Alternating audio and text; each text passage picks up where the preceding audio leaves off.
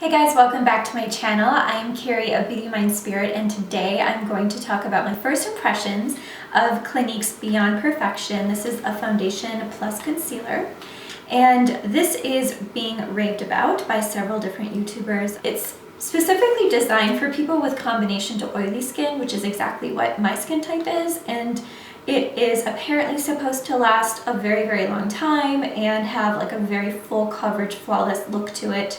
And basically just be an overall really good foundation. So I thought I would come on here and try on this product and give you my personal thoughts. So yeah, I think I'm just going to go ahead and start applying this foundation and kind of explain a little bit of what I feel from it. And then I'll also check in later to go over my thoughts with you as far as how it held up and what my overall first impression opinion is. So this is what the packaging says about the foundation. It's allergy tested, it's fragrance free, it's ophthalmologist tested, it's moderate to full coverage, and it's a natural matte finish. It says a foundation and concealer in one for a natural beyond perfected look that lasts all day. Lightweight, moisturizing makeup covers thoroughly without clogging pores, color stays true even through sweat and humidity. For complete coverage, dot on all over the face and blend, and it's oil free. Okay, so I'm gonna go ahead and apply the foundation. Just first and foremost, I'm just gonna get the hair out of my face so it doesn't get caught in the foundation. I'm going to be applying the foundation with a damp beauty blender, and also I'm in the color Linen in the foundation. If you have more of a fair tone, they're not going to have a wide range for you, and I'm not quite sure that they have a range for super dark skin tones either. And then as far as being more on the pale side, the lightest color that they had has a more neutral pink undertone, which I have more of a yellow undertone. So the shade was right, but the tone was wrong. I had to get one with more of like a little bit more of a yellow undertone, which is what Linen is. So it's gonna be just a little shade darker than my skin, but I'm gonna blend it down my neck, and it's not a really big deal. Plus, most of the time I'm self-tanned. I'm just really pale at the moment. So it comes out and has a little applicator, and I think what I'm gonna do is put this on the back of my hand. I'm gonna start out with like a small amount, and if I need more, I'll just put more on. I think I'm just gonna kind of put this on with my fingers and then blend it out with the beauty blender. And I'm going to do one side at a time.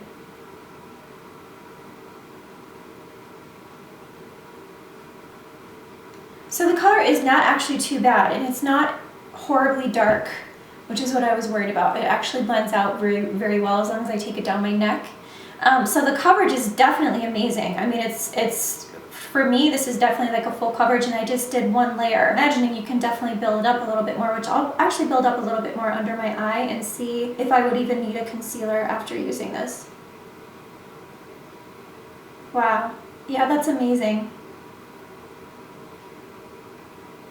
It's really good at concealing a dark circle, that's for sure. I think the only thing is I probably would add a little bit of a lighter concealer to highlight. But other than that, I think this would help with color correcting for me because it does have a little bit of a yellowish undertone, so it's going to cancel out some of that redness. But also too, I think just because the formula is so moderate to full coverage, you may not even need a color correcting concealer underneath it. I'm really impressed with it so far. The only thing I'm noticing is, so around here where I'm a little bit drier, it's kind of catching on the patches of my skin. So if you're more normal to dry, you're definitely going to need to moisturize and prime with something to help avoid that. It's doing an okay job filling in my pores, but I definitely feel that a primer specifically designed for pore filling would be a great addition to using this product, because I feel like it could have the potential of accentuating them depending on how it wears throughout the day.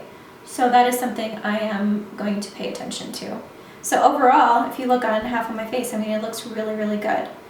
And it looks really good in the camera, and I'm just kind of double checking in the natural light, because sometimes the lighting can, you know, you're gonna get like different results. Yeah, close up, it can look a little bit patchy. It is kind of accentuating a little bit more of my pores. It's doing a good job not settling into any fine lines, which is good. So I'm gonna do the other side of my face, and then I am going to do the rest of my makeup, and then I'll come back on to just kind of talk a little bit more with how it works with the other makeup products that I'm using.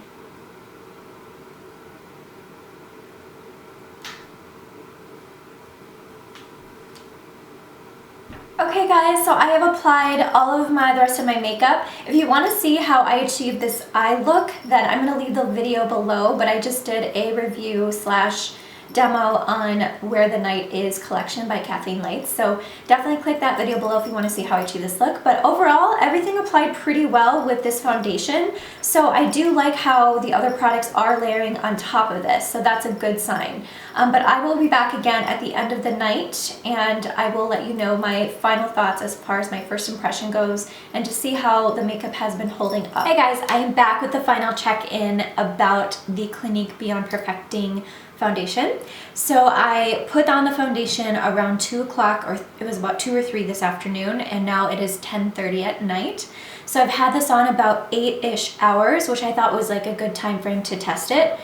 And let's go ahead and see what I'm noticing. So overall, the foundation has held up pretty well. In my T-zone area, which I'm not sure if the camera is really picking it up, but I can see it in the mirror, I definitely have oil in my T-zone area, and it's pretty oily. I have not touched up, I have not repowdered or anything. So, you know, I don't feel that this foundation is going to keep you matte if you have a pretty oily skin type, or even if you're a combination like myself, but you have a lot of oil that typically happens in the T-zone area. If you are a combo and you don't really have a lot of oil that happens too much, then you should be fine.